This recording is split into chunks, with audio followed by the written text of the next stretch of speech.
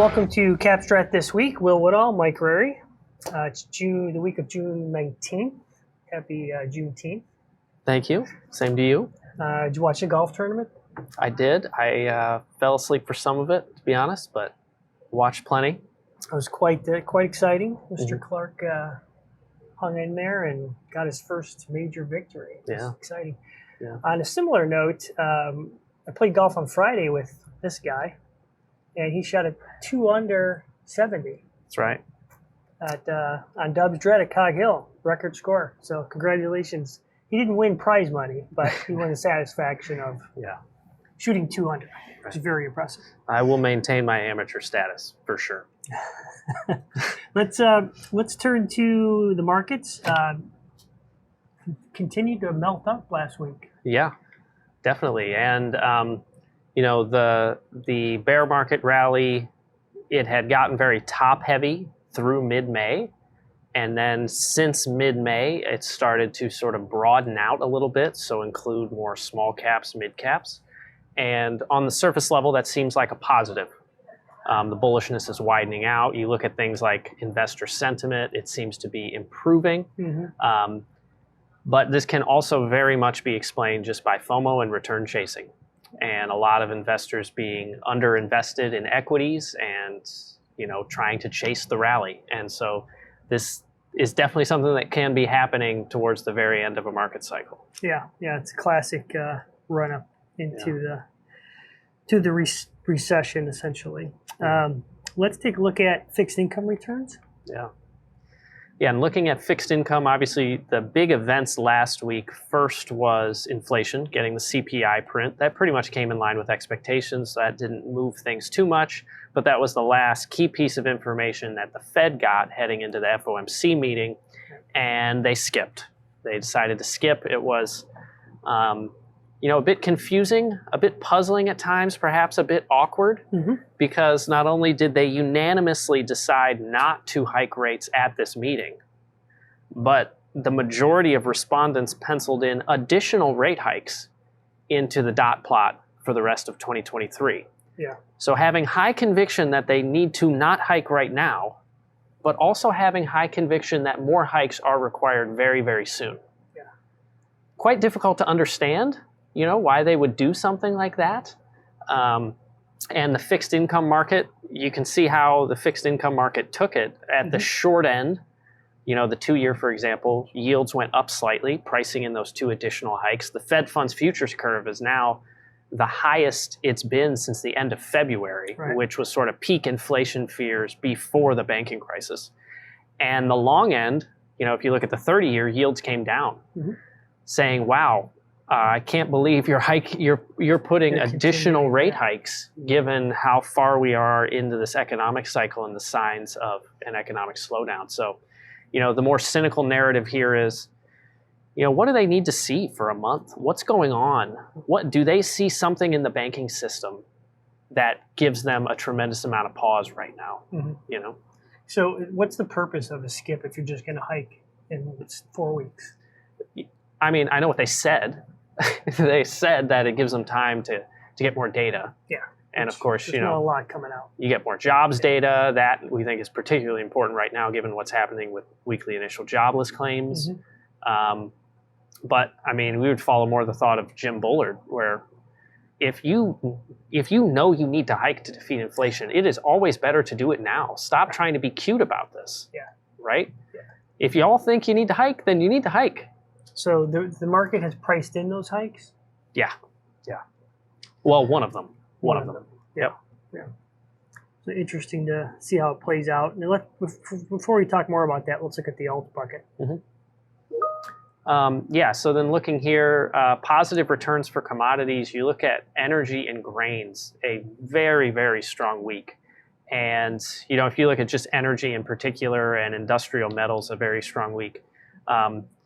The rumor mill is certainly churning that China is deliberating significant stimulus. They are not at all satisfied with the level of economic growth and the lack of economic recovery now that the COVID opening boom has already passed and was a bit lackluster. So they're debating more and more stimulus, and this is usually where you see that get priced in the quickest because of, China's ability to consume commodities. Yeah. So. Okay, so let's turn to hiking into recessions. So we talked a lot about this internally. The reality is this is one of the fastest rate hike cycles ever. We've also got a balance sheet runoff, which we haven't had in previous rate hike cycles. So let's take a look at this chart. Tell us what we should take from this information. Yeah, so you look at the past handful of rate hike cycles, and this chart shows the duration on the horizontal axis, so how many trading days the entire hiking cycle took. It also includes, so the lines run out when the recession is declared. So all these ended in recession, right? So it's just a matter of when. And then on the vertical axis is the magnitude. So how high was the Fed funds rate hiked from its starting point? Yes. And so, you look at the light blue line, that's the current rate hike cycle. It's the second fastest in history. If they're done hiking, if this skip turns into a pause, then turns into cuts, if that's what ends up happening, then this took 296 days and they went from 0 to 5. So that's pretty aggressive. If you look at the prior 4 rate hike cycles, and you look, each one of them less aggressive in terms of magnitude, longer in duration, so lower and slower, and you look at the time from when the Fed paused until the recession hit, and you average those out, you're looking at like 255 trading days, which is approximately 1 year. Right. So, this is why at face value, first order thinking, if you will, would suggest, all right, well, the Fed's done hiking, potentially, have at least a year until monetary policy results, the tightening of monetary policy results in a recession. Why not buy something that's cheap? Go buy small value or something like that, right? We think that is not the appropriate way to look at it. That's a little bit short-sighted and has a little bit too much recency bias, because these were lower and slower rate hike cycles. They were trying to slow growth less than this one, right? This one was way more aggressive. And this one has much more shades of Paul Volcker's rate hike cycles, or the rate hike cycles in the 70s, which are those last 2 line items, which you could see were very fast and furious. And literally the recession was right around the corner when they decided they had increased the Fed funds rate enough. They were 30 days roughly on average from a recession. So there's certainly potential, going back to what we're seeing with the weekly initial jobless claims and the other economic data, that it's not going to be 255 days until the recession hits. It could be much shorter than that, potentially. Right. Yeah. Okay. So let's give an update on our framework. Start with the liquidity. Yeah, and so this takes into account exactly what you were saying earlier. This rate hike cycle is not just about raising the federal funds rate. It's also about a significant reduction in the balance sheet. Those two things combined resulting in the fastest slowdown in money supply ever. And not much recovery penciled in. Yeah. If this pause is a very long pause and the Fed keeps reducing the size of their balance sheet, then we're just going to be stuck with a very limited amount of money, and then within that, a limited amount of bank reserves for a very long time. And in terms of liquidity, why are we seeing such a disconnect? And we can take a look at net liquidity on the next chart. But yeah. Why are we seeing such a big disconnect? Yeah, this is the tough time, right? This is like gut check time for the framework, if you will, right? Because you look at all these fundamentals and you think the market's efficient, right? And you look at our net liquidity forecast, and it's heading straight down into the right, and the S&P 500 is just completely detached from it. Yeah. And so at this point, the outcomes, they honestly become pretty binary. Either we've reached sort of market lunacy, which the market, regardless of the fundamentals, always reserves the right to just ignore them and just go higher. I mean, think back to the tech bubble. Right. That was lunacy for a very long period of time. And the other outcome is, well, this catches down in a big way, which we think, that's more of a matter of when as opposed to if. But we've had this improving net liquidity environment since last October. And it's possible that the market doesn't see that this is going to roll over starting right now very quickly. Mm-hmm. Yeah. And what triggers the net liquidity to roll over so quickly? So the Fed, it's Fed assets minus Treasury General Account minus reverse repo. So Fed assets are going to keep going down. Even though the Fed paused rate hikes, they're not pausing the balance sheet runoff. Mm-hmm. So Fed assets going to keep coming down. And then the Treasury General Account, the Treasury during this rebound in net liquidity was releasing liquidity in the system. They had roughly $500 billion sitting at the Fed, and they took that money and they spent it into the economy. And so it was releasing liquidity. And now that the debt ceiling has been lifted, they're going to rebuild the Treasury General Account by issuing debt. And so that all that new debt issuance has to be bought using liquidity. And so it sucks the liquidity back up.